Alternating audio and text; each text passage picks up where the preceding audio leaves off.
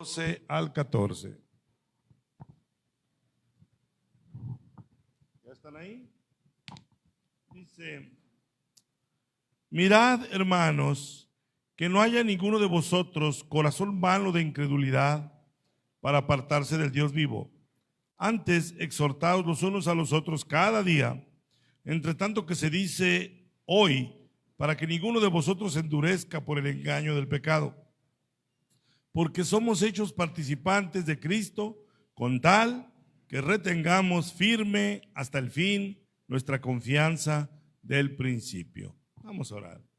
Señor, te queremos dar las gracias en esta hora, porque hasta ahora, Señor, tú has estado con nosotros, nos has bendecido, nos has guardado, nos has cuidado, Señor, de todo tipo de oposición, de todo tipo de obstáculos, Señor. Tú te has engrandecido, Señor, en medio de tu iglesia, Señor, la cual es como tú, Señor, en mucho, experimentada en quebranto, Padre Celestial. Y por eso, Señor, te damos las gracias, porque sabemos lo que tú estás haciendo con nosotros. Creemos fielmente, Señor, que tú estás tratando con el corazón de tu iglesia, con cada uno de nosotros que conocemos de quebrantos, que conocemos de lágrimas, que conocemos de injusticias y de muchas otras cosas, pero sobre todo conocemos de tu alta misericordia, de tu perdón y de tu gracia, Señor. Bendícenos y ayúdanos a que lo que vamos a predicar en esta noche traiga gran bendición, consuelo y esperanza a tu pueblo, para que sigamos adelante en tus caminos, porque sabemos que eso es lo que tú quieres para nosotros, Señor, que no dejemos, Señor, atrás todo lo que tú nos has dado, Padre, y que prosigamos hacia la meta, Señor. Te lo pido en el nombre de nuestro Señor Jesús. Amén. ¿Se pueden sentar, hermanos? Gloria a Dios. Bien. Siguiendo con la carta a los Hebreos, quiero decirles que esta es una de las 7, porque son 7 exhortaciones a permanecer en la fe que hace el escritor a los hermanos. ¿Por qué? Porque como les he venido explicando, estos hermanos estaban siendo totalmente acosados, al grado de que muchos les pasaba por la mente dejar el cristianismo para regresarse al judaísmo y así evitar la persecución. Por eso las palabras, vamos a ir viendo poquito a poquito, que vienen aquí, traen una alta enseñanza de exhórtense los unos a los otros, ánimo, sigan adelante, porque las cosas no eran fáciles para la iglesia en ese tiempo. Por eso dice: mirad, hermanos, que no haya ninguno de vosotros corazón malo de incredulidad. Ese era el principal ataque, la incredulidad. Estaban siempre en riesgo de dejar de creer en nuestro Señor Jesucristo, porque el judaísmo anterior los acosaba con todos los sacrificios, con los rituales de purificación, con los mandamientos de la ley, y había duda continuamente en los hermanos, como a veces también nos puede suceder a nosotros, de que estás escuchando la doctrina del Señor, pero a lo mejor tú por fuera, yo no lo sé, solo tú lo sabes, tal vez estás expuesto a otras ideas, a otras doctrinas extrañas, y la exhortación es que te mantengas en la fe. Entonces dice que no haya corazón malo de incredulidad para apartarse del Dios vivo. En otras partes de Hebreos contrastan Dios vivo con obras muertas. Está diciendo: no te apartes del Dios vivo, no te regreses a las obras muertas. ¿Cuáles eran las obras muertas? Las que seguían practicando los judíos, que ya no estaban vigentes, porque la sangre de Cristo ya había renovado el nuevo pacto y ya ese antiguo pacto estaba por perecer. Sin embargo, esas obras muertas aún eran tentación para los hermanos hebreos. Dice: antes exhortados los unos a los otros cada día, entre tanto que se dice hoy, para que ninguno de vosotros se endurezca por el engaño del pecado. Estaban expuestos al engaño. Y me voy a enfocar un poquito más en el 14. Dice: porque somos hechos participantes de Cristo, con tal, esta es la exhortación, con tal que retengamos firme hasta el fin nuestra confianza del principio. ¿Se acuerdan que yo les decía que los hebreos eran los primeros cristianos, los primeros convertidos en el día del Pentecostés? Y aquí hace alusión a que retengamos firme hasta el fin nuestra confianza del principio. Y me voy a ir un poquito al principio, que está en el libro de los Hechos, pero antes de eso quisiera que fuéramos solamente de pasada a Judas, capítulo 1, solamente un capítulo, versículo 3. En algunos dirían Judas 3, para que vean una exhortación muy parecida a la que acabamos de leer en Hebreos. dice: amados, por la gran solicitud que tenía de escribiros acerca de nuestra común salvación, me ha sido necesario escribiros, otra vez la palabra exhortar, exhortándoos, y aquí dice, a que contendáis ardientemente por la fe que ha sido una vez dada a los santos. Esto último que dice que ha sido una vez dada a los santos, es a lo que se refería el texto de Hebreos 3:14, cuando dice: mantener firme hasta el fin nuestra confianza del principio, cuando recibieron la fe predicada por los apóstoles, por Pedro, Juan y por todos los demás. Entonces, lo que nosotros tenemos que entender, que la iglesia desde sus inicios estuvo en una condición de combate de ideas, de doctrinas muy fuerte. Por eso ahí cuando dice: os exhorto que contendáis ardientemente, era una cuestión de supervivencia de la fe. Si los hermanos no contendían en aquellos tiempos, si no defendían la fe, serían rebasados, porque la influencia judía y la influencia griega eran influencias anticristianas. Los cristianos, por lo tanto, tenían que estar alertas, tenían que estar firmes. Como dice acá, regresamos a Hebreos capítulo 3, versículo 13, cuando dice: antes exhortaos los unos a los otros cada día. Es decir, había una gran necesidad que la iglesia estuviera: ánimo, hermano, no te dejes vencer, no te dejes convencer. ¿Por qué? Porque la lucha estaba fuerte. Voy a darles algunos textos para que vean cómo en todo el Nuevo Testamento se habla de ese combate, de esa situación complicada.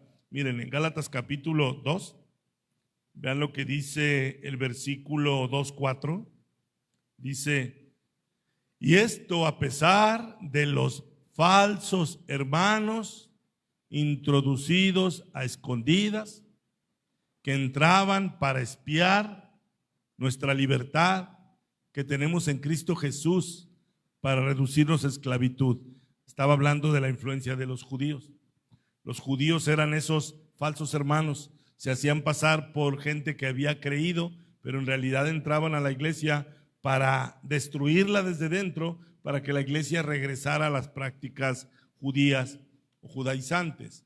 Por eso dice que esos hermanos se introducían a escondidas, es decir, se hacían pasar por creyentes. ¿Y qué es lo que hacían? Espiaban nuestra libertad que tenemos en Cristo. ¿Por qué? Porque no querían que el cristianismo se propagara, porque para los judíos el cristianismo era un libertinaje.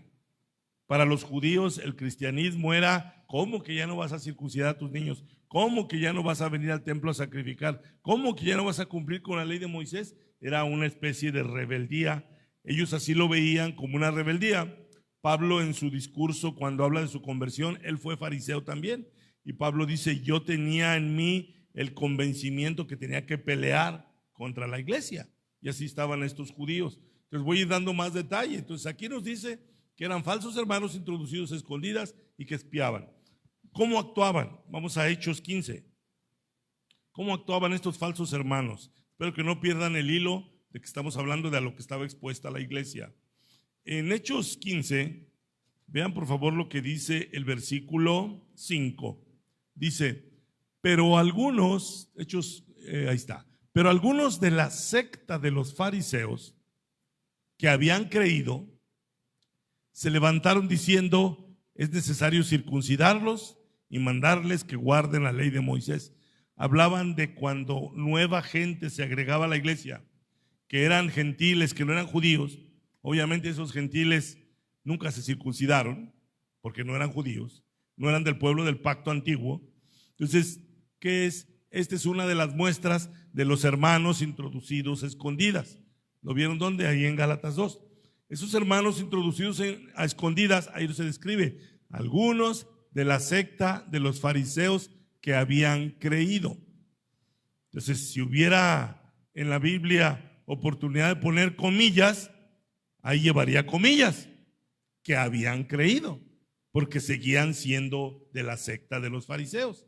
Entonces la iglesia fue invadida por estos hermanos que dicen que habían creído, y ahí vemos lo que hacían. Decían: es necesario circuncidarlos y mandarles que guarden la ley de Moisés. La iglesia en todas las épocas ha estado expuesta a esto. Esta iglesia no ha sido ni siquiera la excepción. Aquí de pronto ha venido gente a decir, es que la iglesia debe hacer esto y esto y esto. ¿Y qué tenemos que hacer cuando alguien quiere entrar a la iglesia a dar órdenes? Pues lo mismo que Pablo. Vean lo que dice en Gálatas 2 nuevamente, aquello de hermanos, falsos hermanos introducidos a escondidas. Ahí donde te quedaste, en Gálatas 2, 4, muy bien. Fíjense bien. Y esto a pesar de los falsos hermanos, ¿ya te quedó claro? Introducidos a escondidas, que entraban para espiar nuestra libertad. ¿Viste en Hechos 15:5 cuál el problema con la libertad? Te tienes que circuncidar. Eran las imposiciones que ellos hacían. Entonces dice, para reducirnos a esclavitud. ¿Cómo esclavitud? Que nos convirtiéramos en sus esclavos.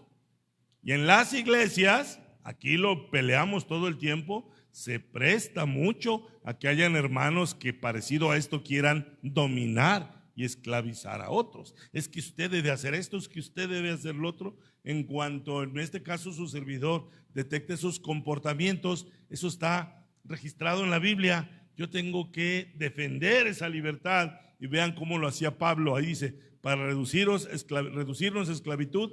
Vean el 5, vean lo que dice Pablo. A los cuales, a esos falsos hermanos introducidos a escondidas, a los cuales ni por un momento accedimos a someternos. ¿Sí están viendo eso? O sea, estos falsos cristianos, que no eran cristianos, querían controlar, dominar a la iglesia. Y Pablo el apóstol dice, ni por un momento accedimos a someternos. ¿Por qué? No porque Pablo dijera, es que yo no quiero ser esclavo, sino porque, como dice ahí, al someterse a ellos se ponía en peligro la verdad del evangelio. ¿Lo ven? Dice, para que la verdad del evangelio permaneciese con nosotros. La verdad del evangelio no nada más es la doctrina, no nada más es que creas lo correcto, es que lo vivas.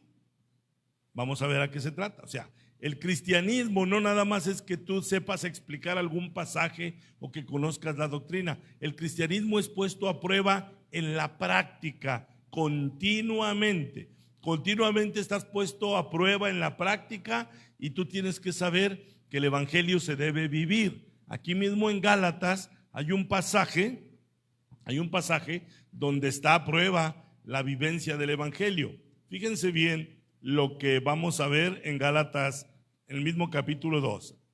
Vamos a leerlo desde el versículo 11. Pero antes de leerles, les voy a decir que vamos a leer. Vamos a encontrarnos nosotros que ese acoso de esos hermanos introducidos a escondidas, de esos falsos hermanos, ya vimos en Hechos 15:5, eran de la secta de los fariseos que habían creído. Esos fariseos siempre fueron enemigos del Señor. Esos fariseos eran los que siempre lo criticaban, los que siempre lo hostigaban, los que siempre lo ponían en peligro. Y eran ellos a los que el Señor les dijo, ay de ustedes, escribas y fariseos hipócritas. Bueno, esos escribas y fariseos hipócritas terminaron infiltrándose en la iglesia. Veamos uno de los problemas que tuvo que enfrentar la iglesia, por ejemplo, aquí en el 2:11.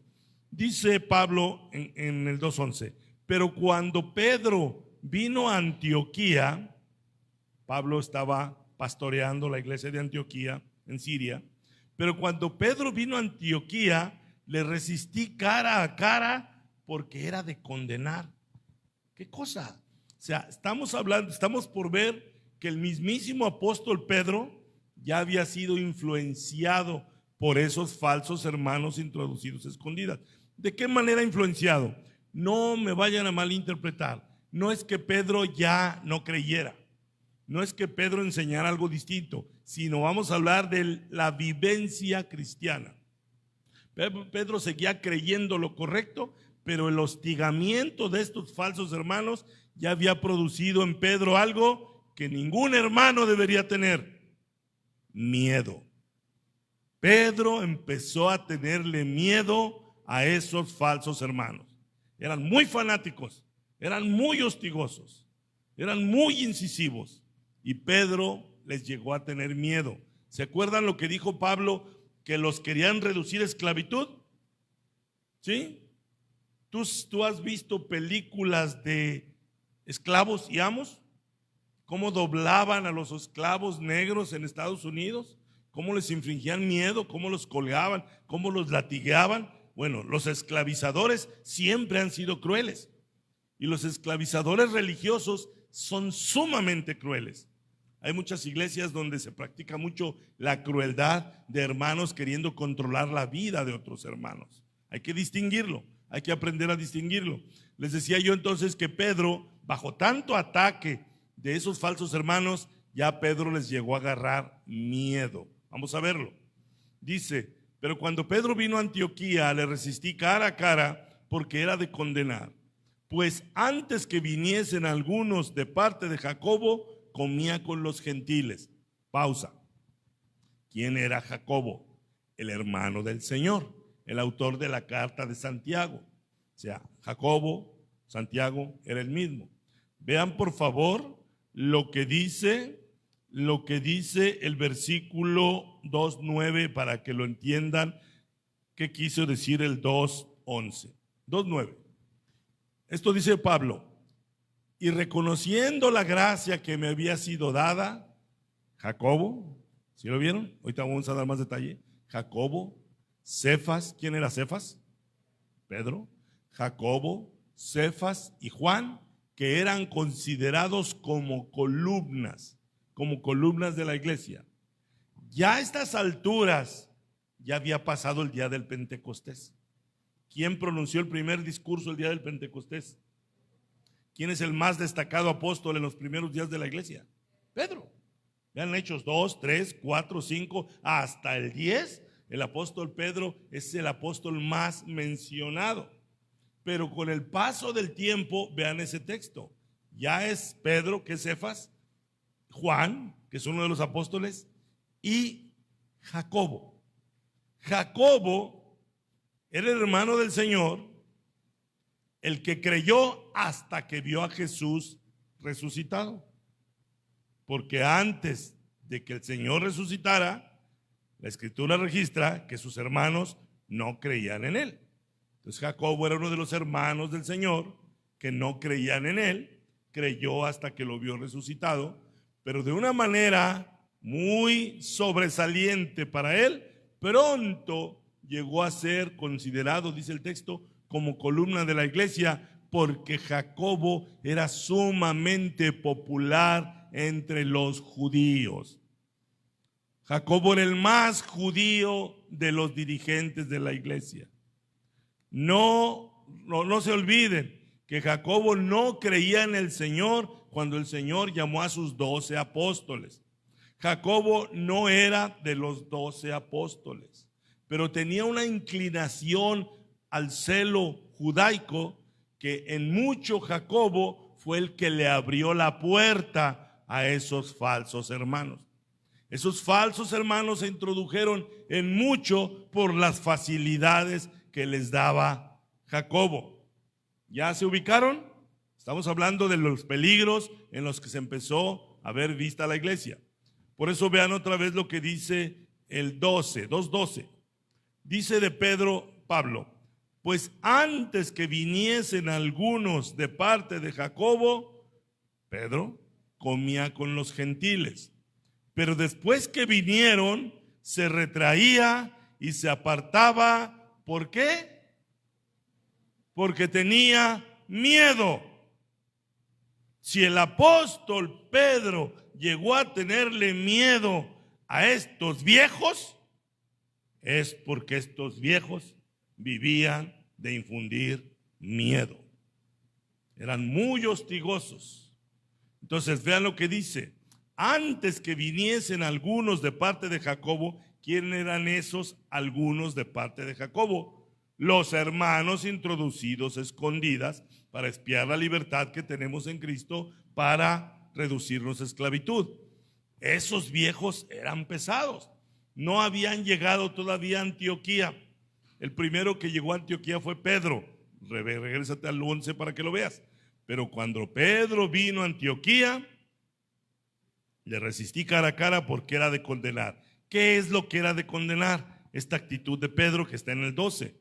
Antes que llegaran esos falsos hermanos, Pedro con toda libertad compartía los alimentos con los gentiles, convivía con los gentiles. ¿Lo estás viendo ahí? Comía con los gentiles. Cuando dice comía, entiéndelo desde dos partes. Convivía y comía lo que comían los gentiles.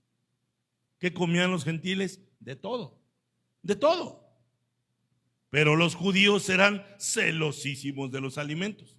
Entonces Pedro, todavía no venían estos hostigosos y él libremente comía, departía, convivía con los gentiles.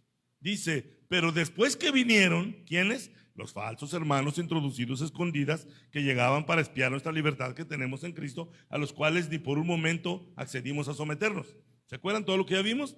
Pues Pablo es el que dijo, yo fui también presionado y en ningún momento accedí a someterme. Vemos a Pedro sometido a estos falsos hermanos. ¿Por qué? Porque cuando llegaron se retraía y se apartaba. Contéstenme conforme al texto. ¿De quiénes?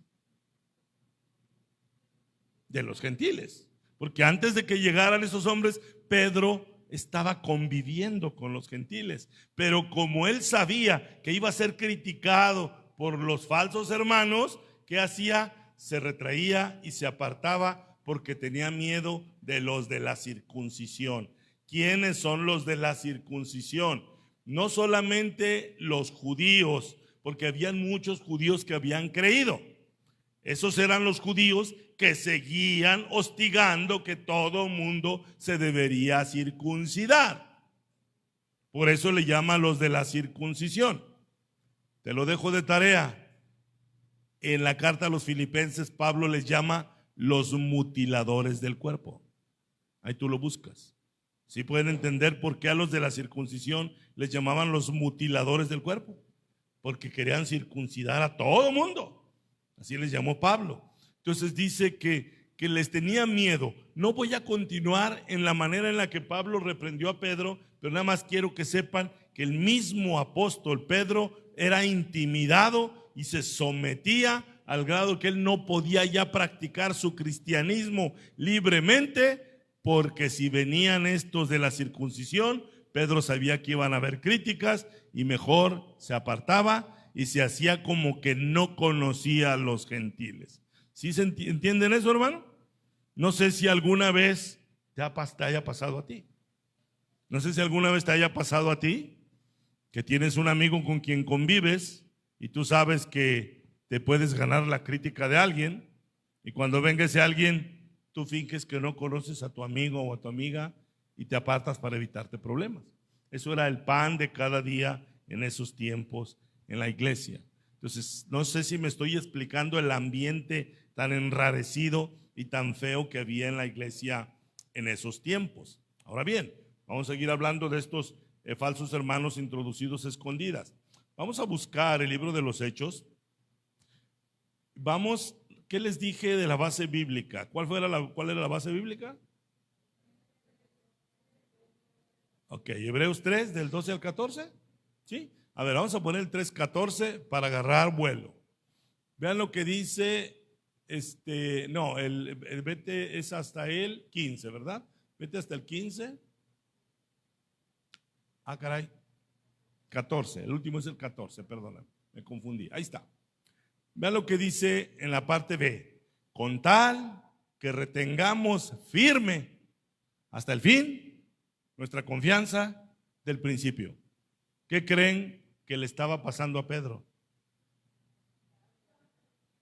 No estaba manteniendo firme hasta el fin la confianza que tuvo al principio.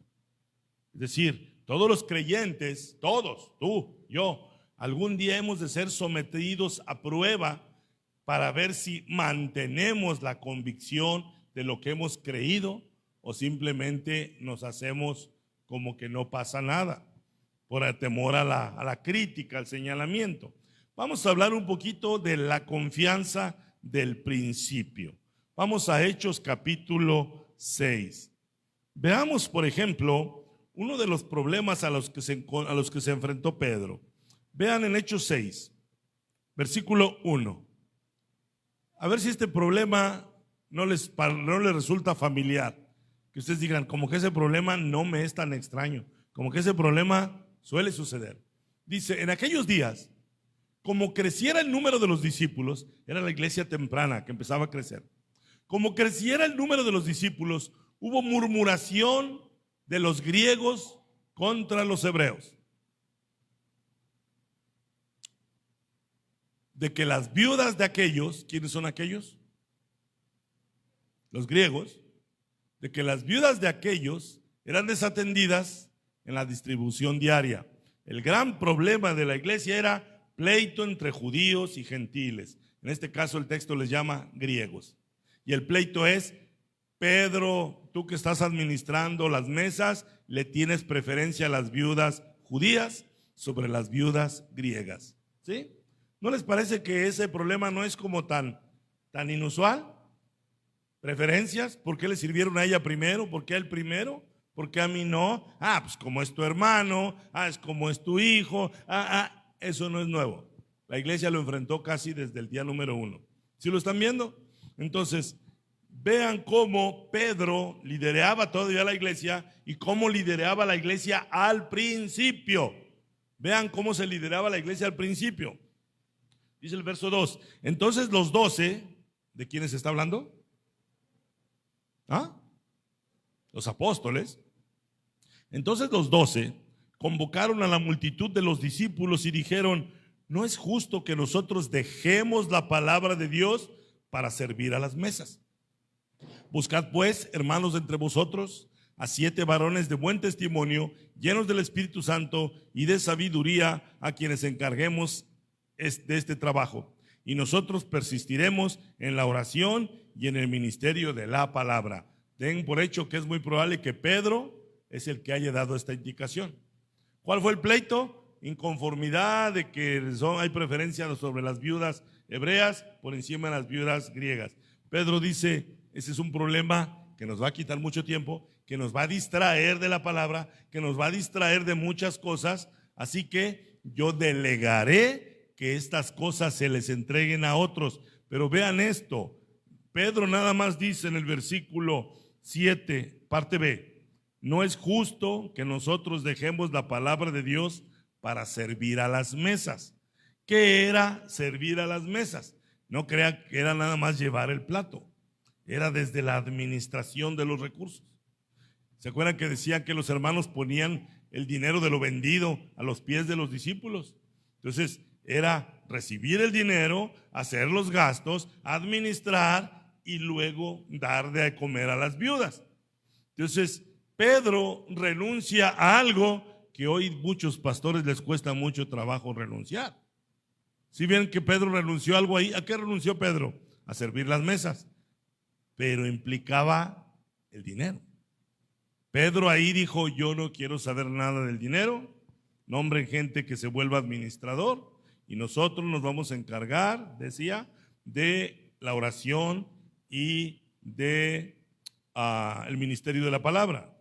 Ahora, en el verso 3, vean cómo tomaba las decisiones Pedro y los apóstoles. Ok, ¿quiénes van a servir las mesas? Es decir, ¿quiénes van a administrar el dinero? ¿Cuál era el perfil? Busquen 7 varones de buen testimonio. Si no les cuesta trabajo entender qué quiso decir cuando dijo de buen testimonio, no gente problemática, no gente pendenciera, no gente deshonesta, gente que todos sabemos que son gente de una sola pieza, ¿sí? Gente de lo mejor, la de más alta reputación. Pero no solo eso, les dice que sean llenos del Espíritu Santo. Caray, ¿estás ser lleno del Espíritu Santo para administrar la iglesia? ¿Tú qué crees? ¿Sí crees que se requiere ser lleno del Espíritu Santo para administrar la iglesia? ¿O ponemos a alguien que ya administra el sindicato único de no sé qué? No, ¿verdad? Entonces tenía que ser lleno del Espíritu Santo y de sabiduría. Lidiar con las viudas, se me hace que sí se requería sabiduría. ¿Sí me explico? Lidiar con judías, con griegas. Entonces, dice el versículo 5, agradó la propuesta a toda la multitud. Y aquí los 7 varones que eligieron. Eligieron a Esteban, y ahí luego hablan de él, varón lleno de fe y del Espíritu Santo. Luego mencionan a Felipe, a Prócoro, Nicanor, Timón, Parmenas y Nicolás. Bien, me voy a quedar con el primero de los 7. ¿Quién es el primero de los 7? ¿Quién? Esteban, despierten, Esteban. Muy bien, entonces Esteban, yo ya me lo imaginaría recibiendo dinero, administrando las mesas, organizando y todo, pero era un varón lleno del Espíritu Santo. Y vean a Esteban en acción, verso 8. Dice, y Esteban, lleno de gracia y de poder, hacía grandes prodigios y señales entre el pueblo. ¡Wow! Era uno de los 7 que eligieron para administrar las mesas, pero uno de los 7 tenía estos dones. Tenía esos dones de gracia y de poder que hacía grandes prodigios y señales en el pueblo. Pues estamos ante el primer mártir cristiano. Fue el primer mártir de la época de la iglesia. ¿Quién creen que lo martirizó? Los hermanos introducidos a escondidas.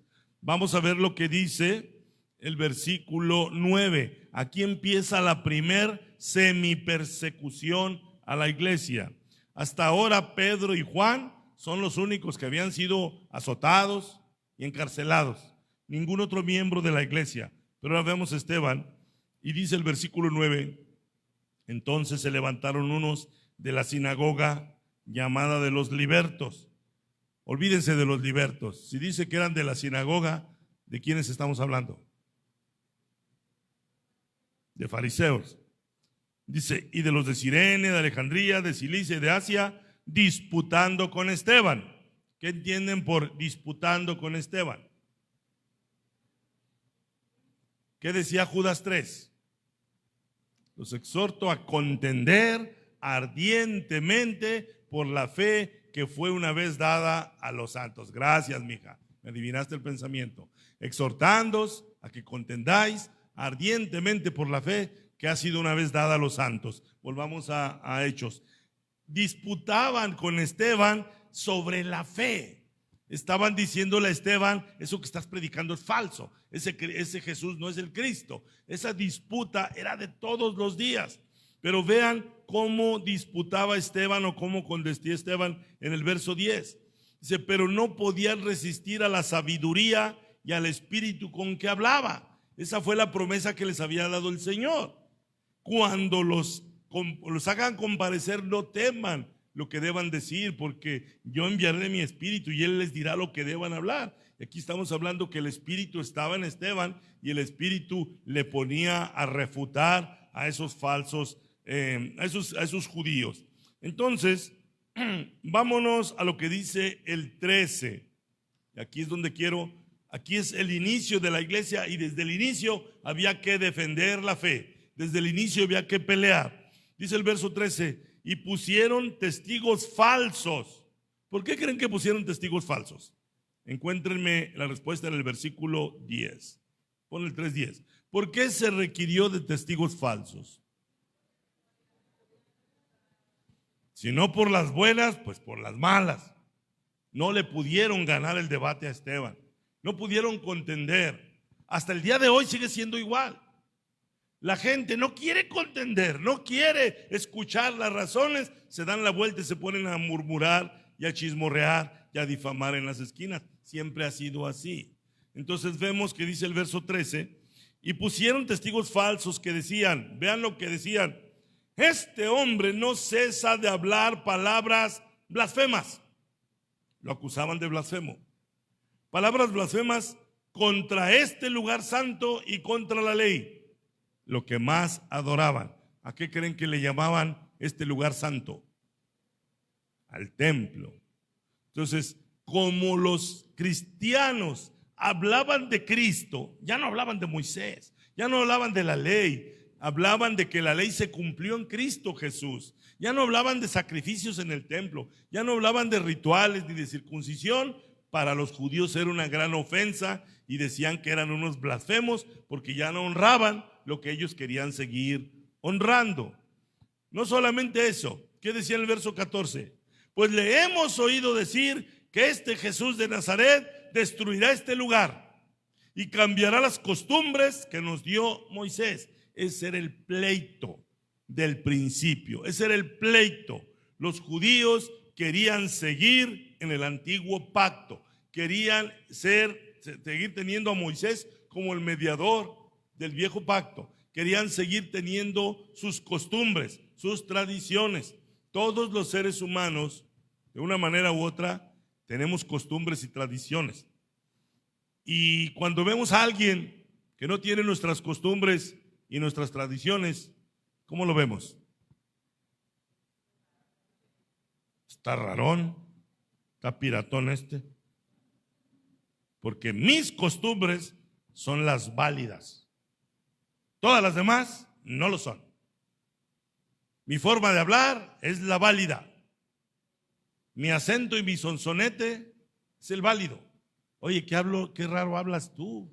Oye, qué raro te vistes. Oye, qué rara tu comida. ¿Por qué le decimos rara? Porque estamos defendiendo nuestra postura. Entonces los judíos veían a Esteban predicar respaldado por Dios. Qué raro está este. Exaltar a Cristo, ¿qué le pasa a este? Los cristianos eran vistos como extraños y como rebeldes. ¿De acuerdo? Entonces, vamos a ver qué dice. Le hemos oído decir que Jesús de Nazaret destruirá este lugar. Yo solo les digo a ustedes, este lugar santo, que ya sabemos que es el templo, por el puro texto pueden ver lo valioso que era para ellos ese santo lugar. Mucho más valioso que lo que se pudiera ver. ¿Qué vieron hacer a Esteban? ¿Qué vieron hacer a Esteban en el verso 8? Hacía grandes prodigios y señales entre el pueblo, pero para ellos esos prodigios y señales eran reprobables porque ellos querían seguir viendo el santo lugar como lo máximo. ¿De acuerdo? Vámonos más adelante a otro pasaje. En Hechos capítulo 10, te lo dejo de tarea, es un hermoso pasaje donde Pedro, que todavía lideraba la iglesia, aún en medio de los empujones, recibió una señal del Señor de que el evangelio también era para los gentiles, porque Pedro seguía siendo, aunque era un apóstol, seguía siendo un judío de corazón. Vamos a verlo, por ejemplo. Vamos a ver lo que dice en Hechos capítulo 10 y vean lo que dice el versículo 11. Dice de Pedro: y vio el cielo abierto y que descendía algo semejante a un gran lienzo que atado de las 4 puntas era bajado a la tierra, en el cual había de todos los cuadrúpedos terrestres y reptiles y aves del cielo. ¿Qué creen que es de todos los cuadrúpedos terrestres y reptiles y aves del cielo? Animales prohibidos para los israelitas de acuerdo a las leyes levíticas. ¿Sí? Es una visión. Y dice el verso 13, y le vino una voz: levántate, Pedro, mata y come. Come de eso. Y Pedro, con un corazón judío todavía, dice el versículo 14, entonces Pedro dijo: Señor, no, porque ninguna cosa común o inmunda he comido jamás. ¿Qué estaba cuidando Pedro? Su tradición. Ya era apóstol del Señor Jesús, pero para él todavía era importantísimo mantener la dieta judía. Y aunque una voz del cielo le dijo: mata y come, Pedro dijo: no. Y sus argumentos fueron religiosos. ¿Sí me van siguiendo?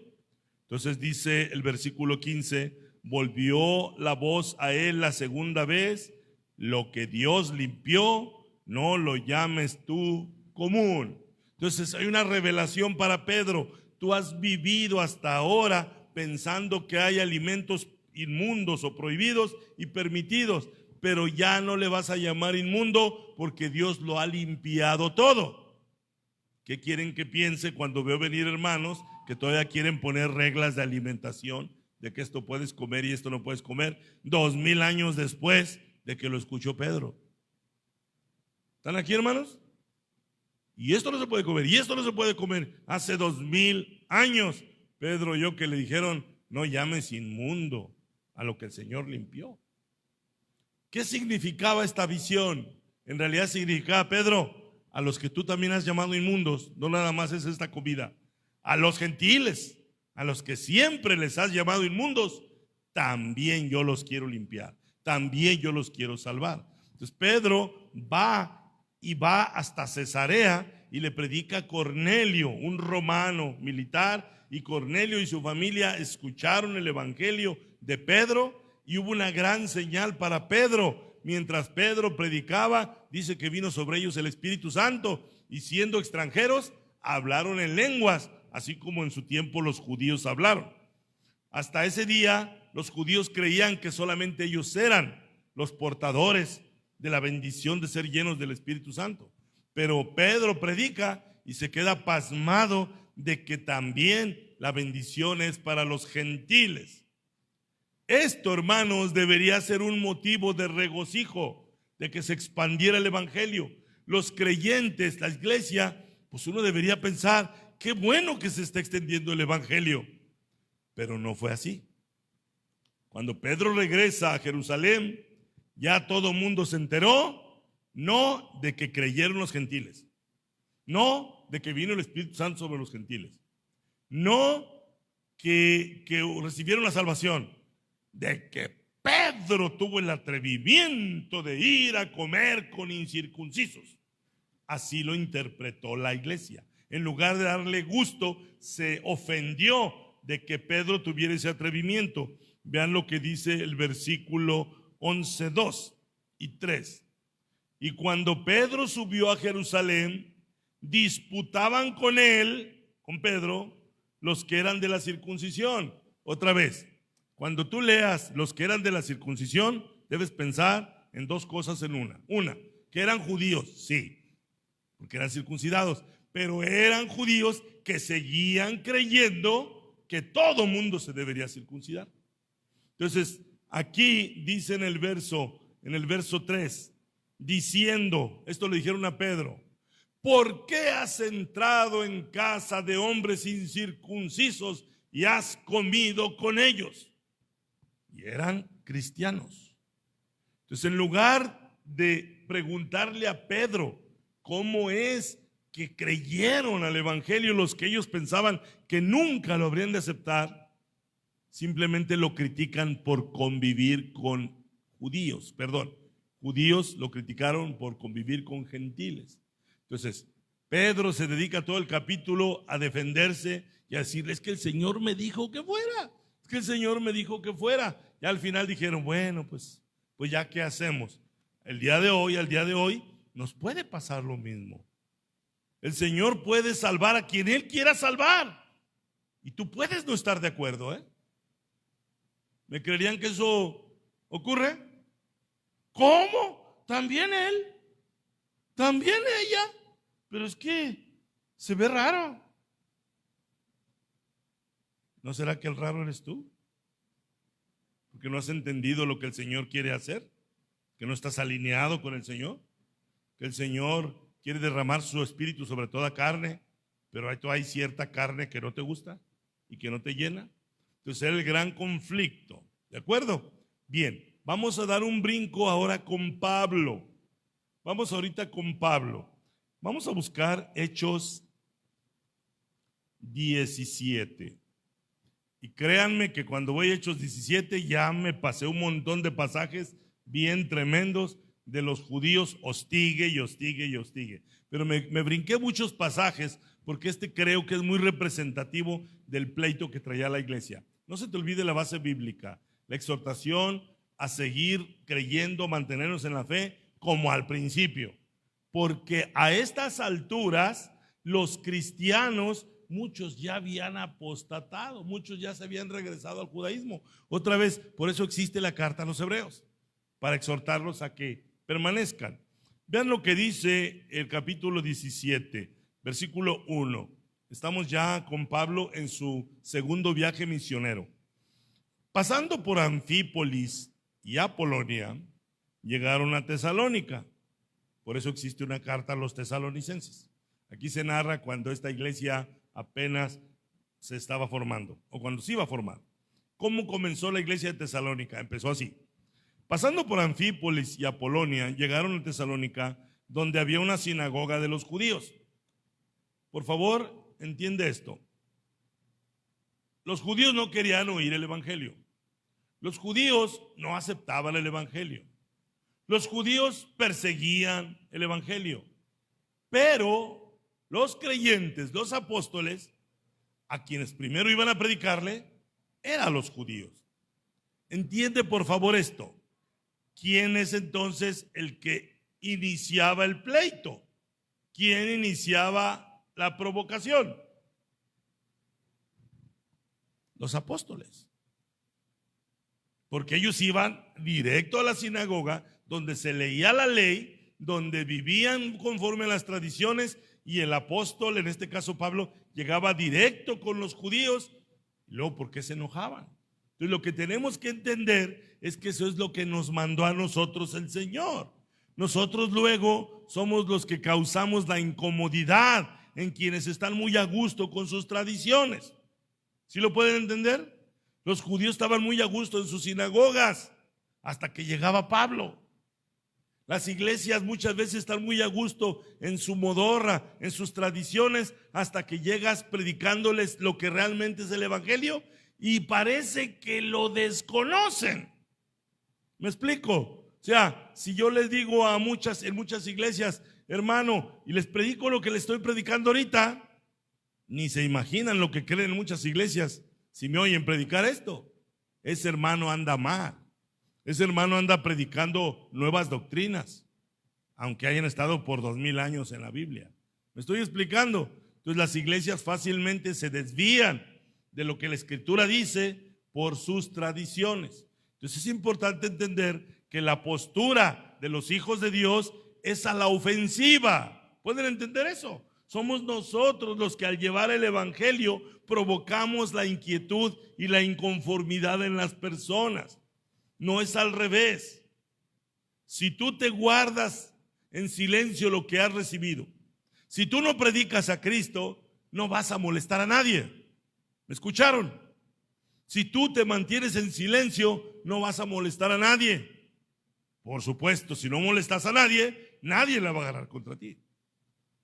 Pero eso no es lo que el Señor espera. Por eso Pablo iba, si ustedes quieren, iba directo a las sinagogas a molestar a los judíos. En cada lugar que Pablo era perseguido es porque primero él llevó el evangelio de poder a las sinagogas.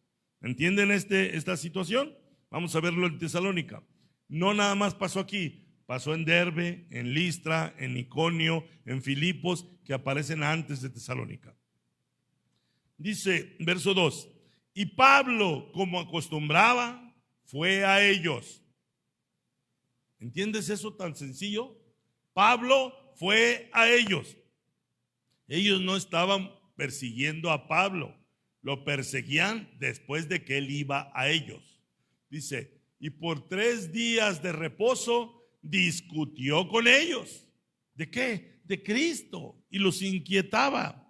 Entonces dice en el versículo 3, declarando y exponiendo por medio de las Escrituras que era necesario que el Cristo padeciese y resucitase de los muertos, y que Jesús, a quien yo os anuncio, decía él, es el Cristo. Esta es una muy buena forma de resumir lo que los apóstoles predicaban. Es una forma muy concisa porque hay predicaciones muy extensas. En Hechos 13 hay una predicación muy larga, pero aquí en resumen es esto. Primero, por medio de las Escrituras. ¿Por qué? Porque en la sinagoga los judíos tenían las Escrituras. Ahí se leía las Escrituras. Entonces, por medio de las Escrituras, Pablo debatía con ellos y les exponía que era necesario que el Cristo padeciese.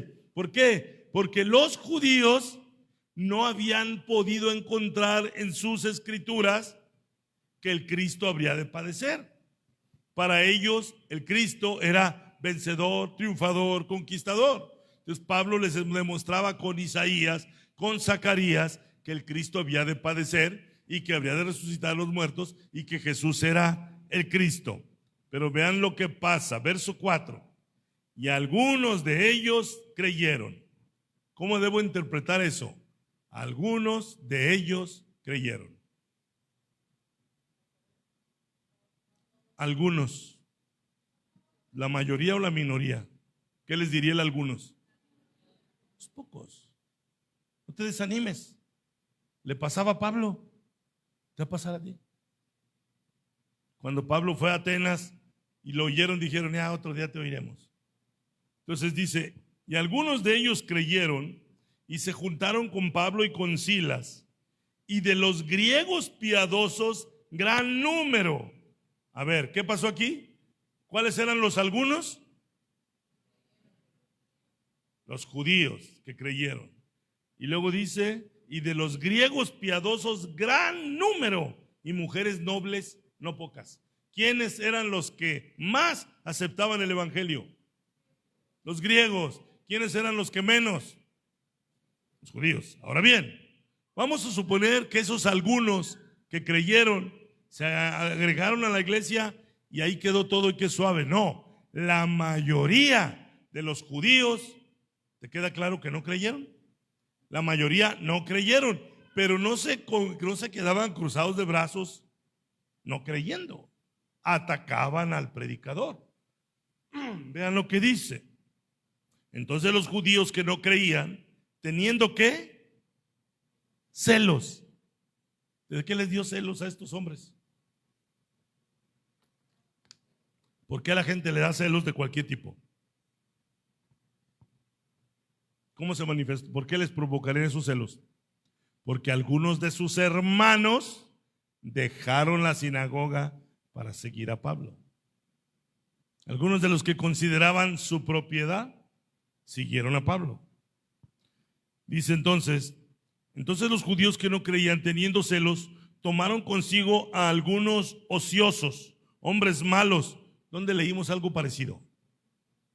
Con Esteban, que llamaron a falsos testigos que empezaron a gritonear. Misma receta. Dice, tomaron consigo algunos ociosos hombres malos y juntando una turba, alborotaron la ciudad y asaltando la casa de Jasón, procuraban sacarlos al pueblo. Okay. ¿Quién hizo todo este alboroto? Los judíos que no habían creído. Versículo 6. Pero no hallándolos, trajeron a Jasón y algunos de hermanos ante las autoridades de la ciudad. Entonces, ¿ante quién mataron a Pablo y a los que habían creído? Ante las autoridades. ¿Cuál fue la acusación? Estos que trastornan el mundo entero también han venido acá. Aguas, viene una pregunta de examen. Versículo 7. A los cuales Jasón, que era judío, ha recibido. Y todos estos, ¿quiénes son todos estos? Los cristianos. Todos estos contravienen los decretos de César, diciendo que hay otro rey, Jesús. ¿Dónde oíste algo parecido? No hoy. Todo el tiempo que les he predicado cuando el Señor Jesús fue presentado ante Pilatos. Es pregunta de examen, a ver. ¿Dónde han oído algo parecido a esto? Estos contravienen los decretos de César diciendo que hay otro rey, Jesús. La multitud ante Pilato. Nosotros no tenemos más rey que César. ¿Se acuerdan? Si tú no lo crucificas, no eres amigo del César. En aquel día, frente a Pilato, los judíos públicamente declararon su lealtad al César. Ahí apostataron del Dios Altísimo. Ellos dijeron, no tenemos más rey que el César. ¿Cómo entender eso? A ver, rapidito. Vámonos a la historia platicada. Libro de Samuel. Samuel juzgó a Israel, pero los hijos de Samuel no andaban en los caminos de Samuel. Y el pueblo de Israel le hizo una petición a Samuel en aquellos días. ¿Qué le pidió? Constitúyenos un rey para que nos saque a las batallas como las demás naciones. Samuel lloró porque estaban rechazándolo a él y a sus hijos. Pero Dios le dice, no llores porque no te están rechazando a ti. Me están rechazando a mí. Completen la frase. Me están rechazando a mí Más recio. Me han rechazado a mí para que no reine sobre ellos. ¿Por qué? Porque hasta ese día el que se supone que reinaba sobre los judíos era Dios, el Dios del cielo y de la tierra. Cuando piden un rey como las de las demás naciones, se quieren hacer como las demás naciones. Y dice el Señor, me están rechazando a mí porque no quieren que yo reine sobre ellos. Eso pasó en los días de Samuel. Y para que te quede más claro, cuando le gritan a Poncio Pilato, porque Poncio Pilato les dijo, ¿quieren que crucifique a su rey? Y le gritaron, nosotros no tenemos más rey que el César. ¿Entienden la gravedad de esa declaración? Otra vez, como en los días de Samuel, se alinearon con los mundanos. Se alinearon con los mundanos. Esa fue su gran desgracia, porque esos mismos mundanos fueron los que destruyeron el sistema judío. Volvamos a Hechos 17, versículo 7. A los cuales Jasón ha recibido. Esto gritaron los judíos a la autoridad. Y todos estos contravienen los decretos de César, diciendo que hay otro rey, Jesús. ¿Con quién se están alineando estos judíos? Con César. O sea, era una inclinación por odio a las cosas de Dios, por odio a los siervos de Dios, cambiarse de bando y en este caso irse con los romanos. En nuestros tiempos, en nuestra realidad, esto también existe. Hay muchas personas que su fe es puesta a prueba y terminan, en estos tiempos no con el César, pero alineándose con lo mundano, alineándose con las autoridades con tal de que destruyan a la iglesia. ¿Sí me estoy explicando? Vámonos al último pasaje que quiero que veamos. Está en Hechos, vamos a empezar en Hechos 20. En Hechos 20, versículo 22, dice Pablo lo siguiente. Ya Pablo está por terminar su carrera de misionero itinerante. Dice Pablo, ahora he aquí ligado yo en espíritu, voy a Jerusalén, sin saber lo que allá me ha de acontecer. Pablo, fíjense bien, nótese la ironía. Pablo, ¿de qué te preocupas? ¿Qué no has leído Hechos 2? Que en Jerusalén la iglesia tiene el favor de todo el pueblo. ¿Qué no has leído en Hechos 2? Que en Jerusalén todos comparten el pan. Que en Jerusalén todos perseveran en la doctrina de los apóstoles. Que en Jerusalén venden las casas y las dan según su necesidad. ¿No registra eso en la historia? Sí, pero al principio Pablo ya se va a encontrar en una Jerusalén totalmente desviada por el judaísmo. Se va a encontrar con una Jerusalén que otra vez está sin Cristo. Jerusalén tuvo a Cristo en Hechos 2, 3, 4, 5. Cuando tú lees que con la sombra de Pedro y lo cantaba sanaban los enfermos, Jerusalén tenía a Cristo. Pero ahora Pablo dice, voy a Jerusalén sin saber lo que allá me ha de acontecer. Verso siguiente, salvo que el Espíritu Santo por todas las ciudades me da testimonio diciendo que en Jerusalén me esperan prisiones y tribulaciones. ¿En qué se convirtió Jerusalén si era la ciudad del día del Pentecostés, donde se convirtieron 3,000 ante la primera predicación de Pedro? Ya la iglesia había perdido la batalla, ya la iglesia se había regresado al judaísmo. Por eso existe la carta a los hebreos, porque ya la iglesia se había regresado al judaísmo y el judaísmo siempre fue enemigo de la iglesia. Por eso cuando dice, me esperan prisiones y tribulaciones, ¿por parte de quién creen? De los judíos. ¿Me van siguiendo? Vámonos al capítulo 21, versículo 17. Bueno, vamos antes, versículo 10. Hechos 21, 10. ¿Se acuerdan que Pablo dijo que el Espíritu le da testimonio que le esperan cárceles y tribulaciones? Aquí se lo profetiza Agabo, versículo 10.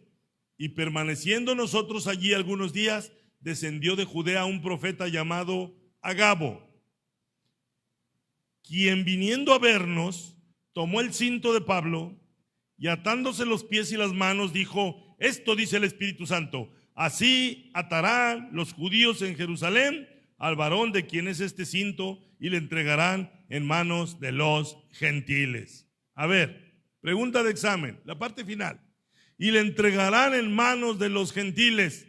¿Les recuerda algo? A nuestro Señor Jesucristo, los judíos lo entregaron en manos de los gentiles, porque los gentiles eran la autoridad, los romanos, ¿sí? Entonces el profeta Agabo le profetiza que los judíos lo van a atar y lo van a entregar a los gentiles. Vamos a Hechos 21:17. Dice: cuando llegamos a Jerusalén, 21:17, los hermanos nos recibieron con gozo. Todo empezó bien, porque en Jerusalén aún habían hermanos y recibieron a Pablo con gozo. Pero vean lo que pasa. Dice el versículo 18: y al día siguiente Pablo entró con nosotros a ver a quién. Ya les dije quién era Jacobo. ¿Quién era Jacobo? El hermano del Señor, la columna de la iglesia. Para cuando Pablo vuelve, ya en Jerusalén ya no está Pedro, ya no está Juan, ya no está Mateo, ya no está Tomás. La iglesia está en manos, bajo liderazgo de Jacobo. ¿Sí? ¿En qué creen que se convirtió la iglesia bajo el liderazgo de Jacobo? ¿Quieren verlo? ¿Quieren ver en qué se convirtió la iglesia de Jerusalén? Por eso Pablo dice: el Espíritu me avisa que me esperan prisiones y tribulaciones.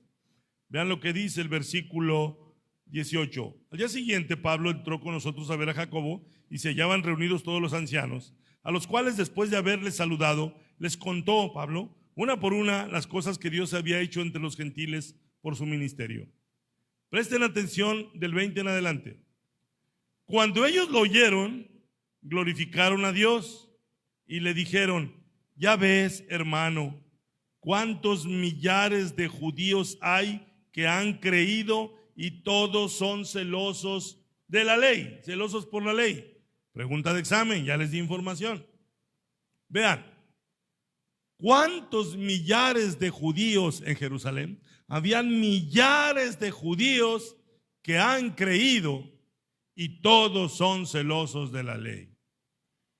En base a lo que les dije, Gálatas 2, ¿qué perfil tendrían esos millares de judíos que han creído y todos son celosos de la ley? ¿Cómo les llamó Pablo?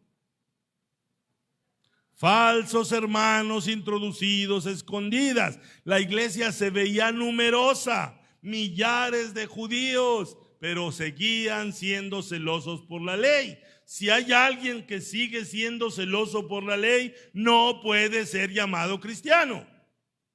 Si alguien sigue siendo celoso por los sacrificios y los rituales de la ley, no es un cristiano. En eso se convirtió Jerusalén, en una sucursal del judaísmo. Era esa combinación perversa en la que muchos cristianos han caído. Ahora eran judeocristianos. Seguían practicando el judaísmo, pero se hacían llamar cristianos. En eso se convirtió la iglesia de Jerusalén. Ahora, si te queda duda, ve lo que dice el versículo 21. ¿Qué mente tenía ahora la iglesia? Una mente apóstata. Dice: pero se les ha informado en cuanto a ti, que enseñas a todos los judíos que están entre los gentiles a apostatar de Moisés. ¿De qué lo acusan sus disquehermanos? Que Pablo enseña a los demás judíos a dejar a Moisés, a apostatar a Moisés, diciéndoles que no circunciden a sus hijos ni observen las costumbres. La iglesia seguía circuncidando niños. La iglesia de ese momento seguía circuncidando niños, seguían observando las costumbres, seguían en la ley. Era una sucursal del judaísmo. Ahora la iglesia reprueba lo que el verdadero cristiano, que es Pablo, reprueba lo que Pablo ha estado predicando. Dice el versículo 22, ¿Qué hay pues? La multitud se reunirá de cierto, porque oirán que has venido. Haz pues esto que te decimos. Vean qué recomendaba la iglesia. Hay entre nosotros 4 hombres que tienen obligación de cumplir voto. Tómalos contigo, purifícate con ellos y paga sus gastos para que se rasuren la cabeza. ¿Qué tiene que ver eso con Cristo? Dice, y todos comprenderán que no hay nada de lo que se les informó acerca de ti, sino que tú también andas ordenadamente guardando la ley. Le seguían llamando iglesia cuando ya no era iglesia. Eran judíos que seguían guardando la ley y al mismo tiempo decían seguir a Cristo. ¿Por qué les prediqué esto? Hasta aquí le voy a parar la teoría. Porque la exhortación de la base bíblica es universal. Todos los cristianos de todos los tiempos necesitamos, pone el Hebreos 3:14, necesitamos esto. Dice por ahí ese texto dice, porque somos hechos participantes de Cristo, con tal que retengamos firme hasta el fin nuestra confianza del principio. Si prestaste atención a esto último, ¿qué pasó con la iglesia de Jerusalén cuando fue Pablo? ¿Qué pasó con su relación con Cristo? ¿Qué pasó con su fe en Cristo? Se había ya diluido. Simplemente, yo no sé cómo seguían llamándose cristianos, ahora eran celosos de la ley, ahora acusaban a Pablo de andar desordenadamente conforme a la ley y que Pablo tenía que reivindicarse y demostrarles con hechos que seguía andando rectamente conforme a la ley. Es una reflexión más que otra cosa. Tú y yo debemos tomar esto muy en serio. Nosotros debemos estar seguros que estamos en la fe. ¿Cómo puedo yo saber si estoy en la fe? ¿Cómo puedo yo saber si no he caído en algún embrujo de cualquier tipo? ¿Creen ustedes que haya forma de que ustedes y yo sepamos si seguimos en la doctrina del Señor? Si seguimos, como dice ahí, reteniendo firme hasta el fin la confianza en el Señor. La pregunta primero es, ¿en dónde está puesta tu confianza? Fácilmente podemos decir, en Cristo. Pero cuando las cosas van mal, cuando hay presión, cuando hay intimidación, cuando hay carga, ¿en dónde está puesta tu confianza? Es pregunta, para que lo pienses. Cuando la presión aprieta, ¿dónde está puesta tu confianza? ¿No te pasará lo que a Pedro, que se intimidó con los que venían de parte de Jacobo y ya no podía ejercer su autoridad porque el miedo había minado su autoridad? El miedo había socavado su autoridad. ¿Sí lo están viendo? Es importante, como dijo Judas, que contendamos ardientemente por la fe que fue una vez dada a los santos, o la fe del principio. Es bien fácil que caigamos víctimas de la cobardía. Pedro no sabía que estaba en la cobardía, si no es que Pablo se lo dice. Pablo le reprueba, no vi todo el pasaje, ¿cómo es posible que le tengas miedo a los que vienen de parte de Jacobo? Sí, pues es que eran hostigosos, eran fastidiosos, eran perniciosos. Pero, ¿y Cristo? ¿Y la fe? Nosotros tarde que temprano tendremos bien frente a nosotros retos donde tendremos que decir, no, esto es lo que dice la palabra de Dios. Y nos tenemos que alinear con la palabra de Dios, porque de lo contrario la fe será desvirtuada. La fe en Cristo Jesús será tomada en nada, como le pasó a esos disque cristianos de Hechos 21. Pablo les predicó cómo había hecho grandes cosas. Ah, sí, gloria a Dios, pero andas mal. Gloria a Dios, pero no estás conforme a la ley. Demuéstralos a todos que andas conforme a la ley. Paga los gastos de estos hombres, purifícate con ellos, y así todo el mundo sabrá que tú, Pablo, andas conforme a la ley. Si eso se lo hubiera dicho un judío de la sinagoga, yo lo podría entender. Pero se lo dijeron los cristianos. ¿De dónde me salieron ahora los cristianos celosos de la ley? ¿De qué estás tú celoso? ¿Qué es lo que peleas a muerte? Tuvimos un pastor que le oímos decir, Yo defenderé mi ministerio hasta con mi vida. Ten mucho cuidado. ¿Qué es lo que estás dispuesto a defender? Tú no estás aquí para defender tu ministerio. Estás para defender la fe que fue una vez dada a los santos. Y es una pelea a muerte. Te vas a ganar muchos enemigos en el camino. Mucha gente en el camino te va a decir, estás mal. Que te lo digan, pero que te lo demuestren con las escrituras. Si te dicen falso maestro, falsa maestra, que te lo demuestren con las escrituras. Siéntate con ellos y contiende por la fe. Es importante. ¿Por qué lo estamos diciendo ahorita? Porque esto ya es la aplicación para nuestros tiempos del mismo fenómeno que enfrentó Pablo. El judaísmo está aquí, disfrazado de dispensacionalismo, disfrazado de la doctrina del rapto, disfrazado de que Israel es el pueblo de Dios, disfrazado de que nosotros nos vamos a ir flotando la nueva Jerusalén, disfrazado de que nosotros no somos el pueblo de Dios. Y muchos cristianos lo creen pasivamente y no están dispuestos a pelear. Y a lo mejor recurren a los grandes hombres de este tiempo, de otro tiempo. Es que él dijo, lo que haya dicho, demuéstrelo con las escrituras. Es tiempo ya, hermanos, de que tomemos en serio la palabra de Dios. Que no batalles para encontrar citas, que no batalles para memorizar textos, que no batalles para memorizar pasajes, que no se te hagan estas predicaciones complicadas, difíciles.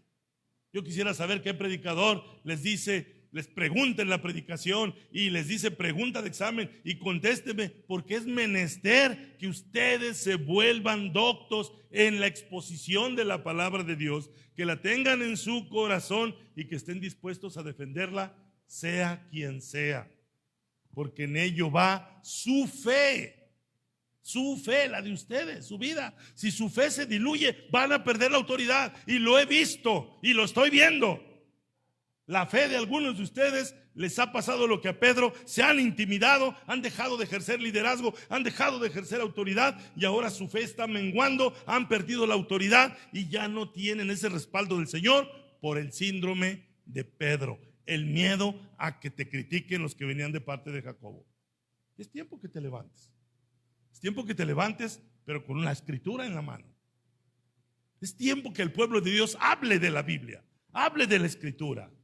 No de tus opiniones, no de tus experiencias, que pueden ser muy respetables y muy intimidantes. No, que hables con la palabra de Dios, que la uses, que exhortes con la palabra de Dios para que ya no venga nadie a minar la autoridad que el Señor te ha dado. Yo no te estoy quitando tu autoridad, tú la estás perdiendo por el miedo. Y lo que el Señor quiere es que te levantes con autoridad. Que no te dejes amedrentar por los que no aman al Señor, por los que no conocen al Señor, por los que le quieren servir a su manera, por los que le quieren servir en sus términos. Ya es tiempo que exhortes a quien no quiera servir al Señor como el Señor es digno de ser servido. Hay que pelear por la fe que fue una vez dada a los santos.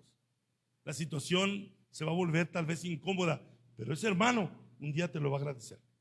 Ese hermano que tú ahorita viste a Pablo iba a la ciudad y se metía a las sinagogas.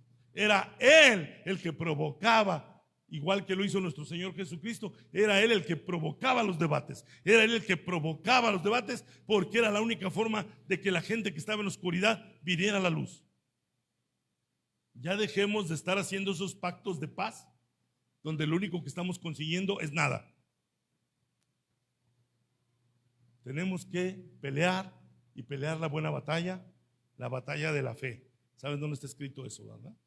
Entonces yo les quiero exhortar, hermanos, a que tomen esta palabra con seriedad, que se metan a la escritura y que la usen, porque el Señor nos ha puesto para hacer luz, nos ha puesto para abrirle los ojos a los demás, no para marearlos, no para sobarles el lomo, para que salgan del marasmo donde se encuentran. ¿Cuántos de ustedes habrán salido del marasmo por la palabra de Dios?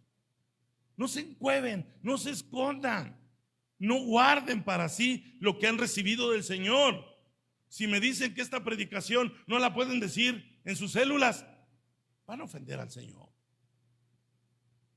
Yo espero que esto lo digan en sus células. La gente necesita oír esto. Más bien, esto es lo que realmente necesita oír la gente. La gente necesita una exhortación en amor. Una exhortación que le diga: no olvides quién eres. No olvides quién eres en Cristo Jesús. No olvides de dónde te sacó el Señor. No permitas que el enemigo te robe el gozo y te derrote. Levántate y sal adelante. Porque el Señor les ha dado esa autoridad. Pero el enemigo siempre hace lo que quiere hacer porque esa autoridad quede socavada. Y que ustedes se distraigan. Y que ustedes se pongan a pensar en otras cosas. Que ustedes pierdan el sentido de lo que el Señor quiere que hagan. Y se ponen a hacer cosas para las que el Señor no los mandó. ¿Qué los mandó el Señor? No les dio la palabra, no les dio un mensaje, no les ha dado sabiduría, no les ha dado cantidad de cosas hermosas. Vamos a usarlas. Claro, tenemos que vencer el miedo. Tenemos que hablar con firmeza, como otras veces ya lo hemos hecho. Muchos ya lo han hecho, pero dejaron de hacerlo. Simplemente retómalo. ¿Quieres ver mejores días? Pelea las batallas en el nombre del Señor.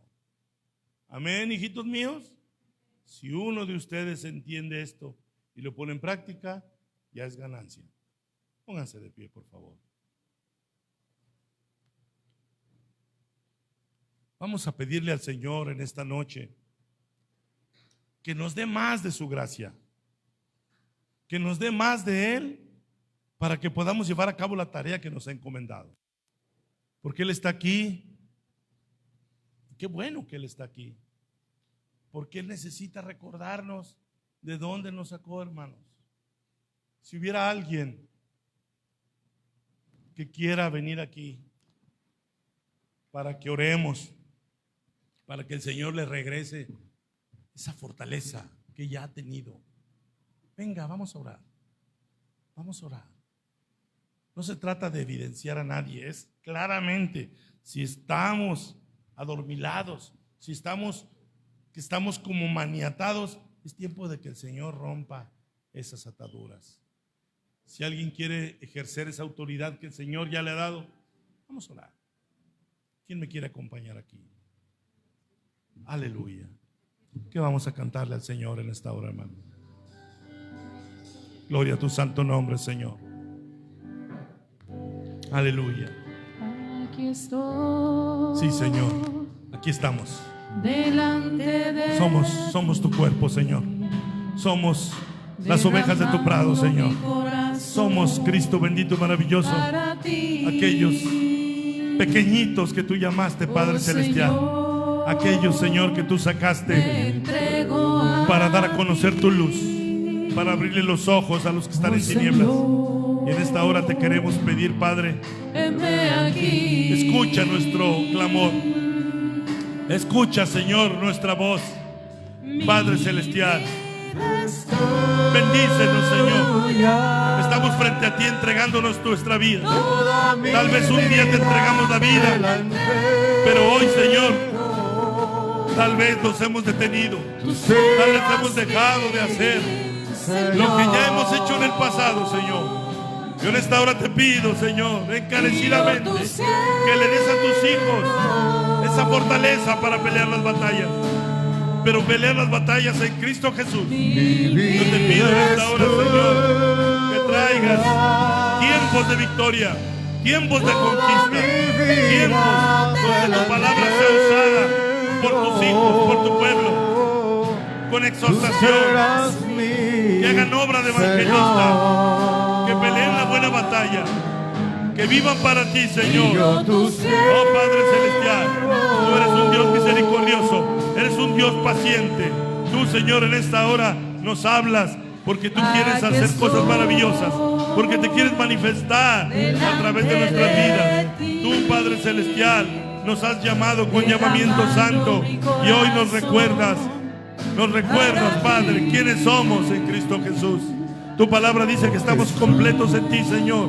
Bendícenos, Padre Celestial. Revive en nosotros la pasión, revive en nosotros el ardor, revive en nosotros el celo santo por las cosas que son de ti. Revive en nosotros, Padre, ese clamor. Revive en nosotros, Señor, esa visión de predicar a los que amamos, Padre Celestial. Ayúdanos. La lucha será dura, pero en ti, Señor, se puede. Padre Celestial, la lucha será difícil, complicada, pero tú estás con nosotros. Lleva a tu pueblo a que no se intimide, a que predique tu palabra, a que exhorte, Señor, a que inste a tiempo y fuera de tiempo, Señor. Revive en tu pueblo, revive en tus hijos, Señor, ese amor por predicar la palabra. Decía tu siervo Jeremías, dirige en mi corazón, no hablaré más del Señor, pero había dentro de mí un fuego que no pude resistir. Padre, en esta hora, reaviva el fuego, Padre Celestial. Reaviva, Señor Jesús, esa pasión. Reaviva, Señor, ese deseo ferviente de servirte, Señor, de estar dispuestos a todo para que tu nombre sea glorificado. Ayúdanos, Padre, para poder levantar al que está caído, para poder, Señor, levantar, Señor Jesucristo, al que está derribado, al que está abatido, al que ha experimentado ya golpes en su vida cristiana.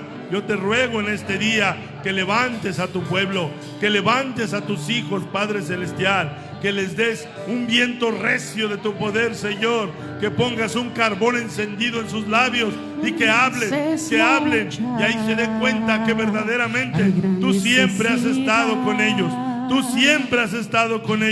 Quita de sus mentes y de sus corazones las dudas, quítales las dudas, Señor. Muéstrales, Padre, que en la medida que no tengan miedo, que se lancen a la batalla, tú estarás con ellos y los vas a respaldar. Y no, Señor, no los vas a dejar solos. Gracias, Padre, porque en esta hora estamos recibiendo de parte tuya esa fe de seguir adelante.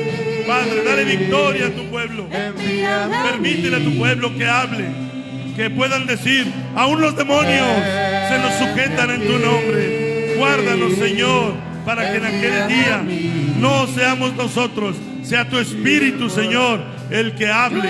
Sea tu Espíritu, Señor, el que hable por nosotros, Señor.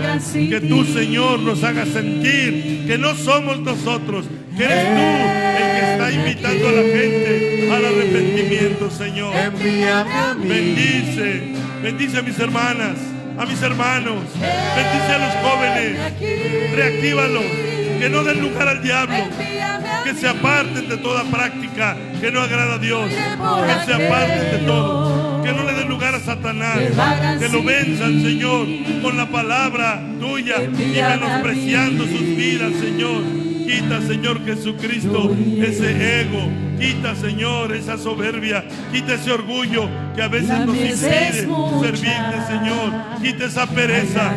Quita ese temor, Señor. Quita todo aquello que nos está impidiendo ver tu gloria, ver tu rostro, sentir tu respaldo, sentir tu poder, sentir, Señor Jesús, que no vamos solos, que tú vas delante de nosotros, Padre, que tu palabra nos ha sido dada como un hermoso don para que seamos ministros de la palabra, para que seamos capaces de hablar en tu nombre. Levanta, Señor, de nuevo, como en el primer día, como en nuestro principio, como en nuestro primer amor, el fervor de servirte, de alabarte, de adorarte, de darte a conocer, de ser luz del mundo, sal de la tierra, manifiéstate en estos hijos. Dales más de ti, Señor, que puedan ellos testificar de las grandes cosas que les permitirás hacer. Ayúdalos, Padre, guárdalos en el día malo, guárdalos en el día, Señor, del debate, en el día de la crítica, en el día de la persecución. Guárdalos, Señor. Dale, Señor, tu respaldo. Dales tu respaldo en esta hora. Ponle tu Santo Espíritu más y más. Con más de tu unción. Ellos tienen tu Espíritu Santo. Ellos son tuyos, Padre. Ellas son tuyas. Ahora, Señor, usa sus vidas, Padre, para tu honra y tu gloria. Heme aquí. Envíame a mí. Aleluya. Aleluya. Gracias, Cristo. Gracias por hablarnos en esta hora. Gracias por enseñarnos lo que nos has dado y lo que somos en ti, Señor Jesús. Gracias, gracias, Cristo Santo y maravilloso. Alabado sea el nombre del Señor. Qué bueno, hermanos, que estamos aquí. Gracias, gracias por atender el llamado. Confiemos en que bien pronto el Señor nos va a poner ahí frente a personas que estén dispuestas a escucharnos, para que cuando las personas tengan dudas existenciales, cuando las gentes les digan ya no puedo más, cuando la gente les diga no sé qué hacer, ustedes tengan algo que compartirles, porque hay gente que vive en derrota, en tristeza, en depresión, y ahí están ustedes. Ahí estarán ustedes con la palabra del Señor, porque el Señor quiere que nosotros traigamos victoria donde hay solo sombras. San Mateo 4:17 dice que el Señor había dicho: el reino de los cielos se ha acercado.